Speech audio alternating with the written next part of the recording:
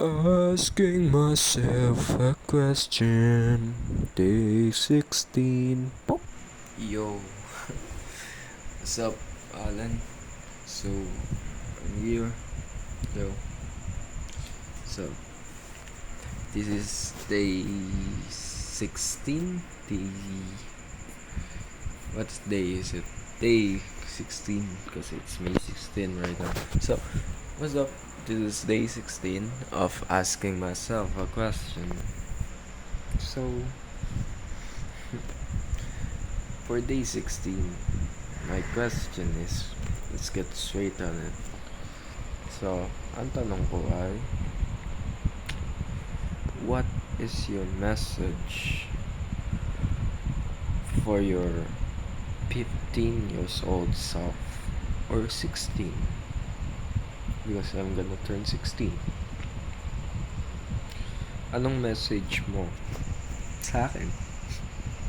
Alam ko, uuwi ni Kian. Pero hindi nga. Anong message mo sa 15 years old self mo?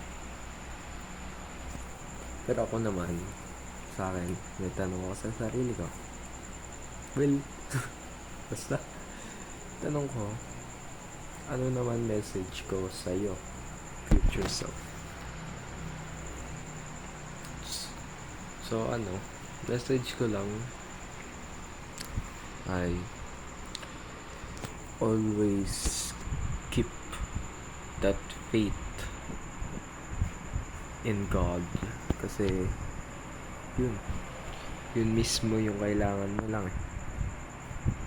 Kung naghahanap ka man ng kapayapaan, kung naghahanap ka man ng solusyon, ng kaibigan, ng sagot, ng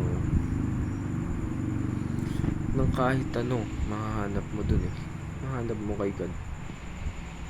Alam mo yan. Message ko rin sa'yo na patuloy lang. Siguro,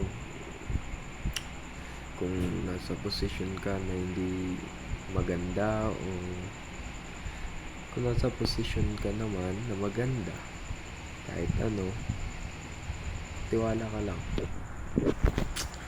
Proud ako sa'yo, boy. Ano mo makamit mo. Excited nga ang malaman kung ano na. Pero naniniwala ako, bro, na kaya mo yun. So, kung successful ka na, kung hindi pa, well, ayos lang yan. Patuloy lang, laban lang, bro. Yeah. Di pa, wait, may tanong pa ako isa, last. Kamusta na mulit mo? Okay, bye.